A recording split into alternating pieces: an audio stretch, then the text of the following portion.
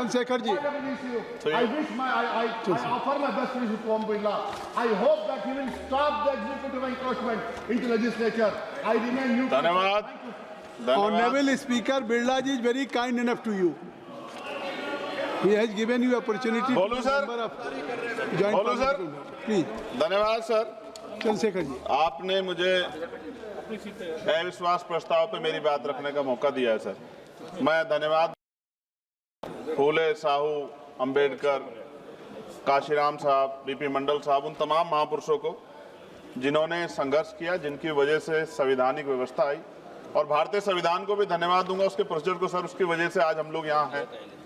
माननीय बाबा साहब अंबेडकर ने कहा था कि स्पीकर के कर्तव्यों के बारे में कि स्पीकर को निष्पक्ष और स्वतंत्र होना चाहिए, उसे सदन के नियमों और प्रक्रियाओं का पालन करना चाहिए और सभी सदस्यों के साथ समान व्यवहार करना चाहिए।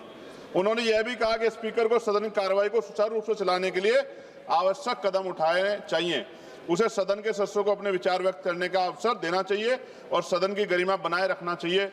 बाबा साहब ने स्पीकर की भूमिका को बहुत महत्वपूर्ण माना और कहा कि वो सदन के संरक्षक है। कभी सर इधर से अव्यवस्था होती है, कभी इधर ये वाले नहीं चाहते, सत्ता पक्ष वाले, और हाउस डिजोल्व हो जाता है सर। और हम जहां से चुन के आते हैं सर, वो लोग उम्मीद करके बैठते हैं कि इस आदमी को वोट दिया है, ये जाके हमारे विषय को उठाएगा, और हम ठगे से होकर चले जाते हैं सर। यहाँ से कितने ऐसे रूलिंग है सर, चाहे वो शॉर्ट नोटिस हो, चाहे हाफ ऑल टाइम हो सर, एडजमेंट मोशन हो सर, आज तक नहीं देखा हमने। कॉलिंग अटेंशन पे अभी तक वो नहीं हुई। 193, 184 सर, इतने हमने दिए, कहीं गायब हो गए, पता ही नहीं चला सर। ईरान पे चर्चा होनी चाहिए थी सर, हल्ला मचा। क्यों सर? क्योंकि गैस के दाम बढ़ रहे हैं और ऑयल की भी दिक्कत सर देश में पैदा हो रही है। जो बिल आते हैं सर, हम उस पर इसलिए बोलना चाहते हैं, हम ये कोई ऐसा नहीं सर कि हमें कोई बहुत जरूरत है यहाँ गिड़गिड़ाने की कि हमें बोलने का मौका दीजिए, क्योंकि जब इन बिलों को रिसर्च होगी आने वाली पीढ़ियां करेंगी तो हमारा पक्ष क्या था, हमारी आइडियोलॉजिकल हम कहाँ खड़े थे, ये देश जानेगा, आने वाली पीढ़ियां जानेगी, इसलिए हम बिल पे बोलना चाहते हैं, अपना पक्ष रखना चाहते हैं। सर 2.5 साल हो गए मुझे यहाँ SC ST पे जो अत्याचार है, NCRB का डाटा उठा के देखो सर, अभी 1.5 साल हुए। 1.5 हुए सर? अच्छा हुआ सर, आप जोड़ रहे हैं सर, अच्छी बात है। 1.5 हुआ सर, इसलिए जोड़ रहे हैं, डिप्टी स्पीकर बनना है उनको। चलिए सर, जो भी मैं कह रहा हूं सर, NCRB का डेटा जो कहता है सर, लाखों बच्चों पे, दलितों पे, पिछड़ों पे, आदिवासियों पे हत्याएं होती हैं सर, क्यों नहीं चर्चा होती इस हाउस में सर? क्या उनकी माओ का दर्द नहीं होता पैदा करते? क्या दलित, पिछड़े, आदिवासी सर इंसान नहीं है सर?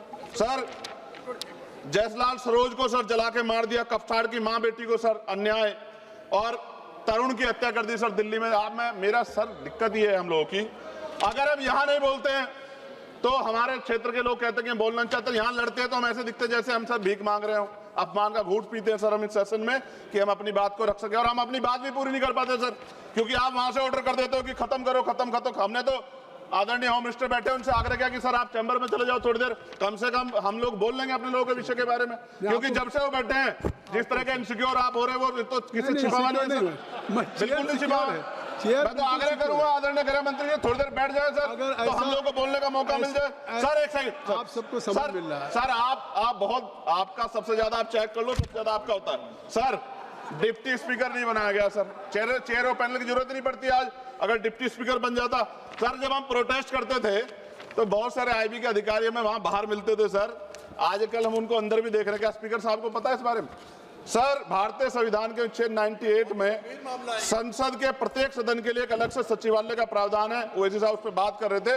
यह अनुच्छेद संसद के प्रशासनिक और विधायी कार्यों को स्वतंत्र रूप से संभालने के लिए कर्मचारी नियुक्त करने और उनकी भर्ती और सेवा शर्तों को संसद द्वारा कानून बनाकर नियंत्रित करने की शक्ति देता है। लेकिन महोदय पिछले 10-15 वर्षों से लोकसभा में सचिवालय के रिटायर्ड अधिकारी जो चला रहे हैं, जो कि पहले कभी नहीं हुआ, कभी डिस्कस नहीं होता सचिवालय के कर्मचारियों, नहीं सचिवालय कर्मचारियों को खत्म कर रहा हूं, मुझे बोलने दो सर, बोलने दीजिए ना। आप बोलिए, विधायिका में कार्यपालिका की दखलंदाजी पिछले कुछ सालों में शुरू हुई है, ऐसा स्पीकर साहब पे बोल सकते हैं सचिवालय संसदीय अधिकारियों पर से विश्वास उठ गया पिछले कई वर्षों से। यहाँ मैं बताऊंगा इसका रीजन सर, यहाँ पर से भारत सरकार के ब्यूरोक्रेट डिप्यूटेशन पे आ रहे हैं, लोग खत्म कर रहा हूं सर, एक पेज है, लोकसभा की स्वतंत्रता को धूमिल करे, क्या इन अधिकारियों सरकार के अधीन कार्य किया है, कई स्टैंडिंग कमेटी की रिपोर्ट में सरकार को संसद की तरफ से निर्देश करने का इन्हें डर लगता है, ये संसदीय परंपरा सर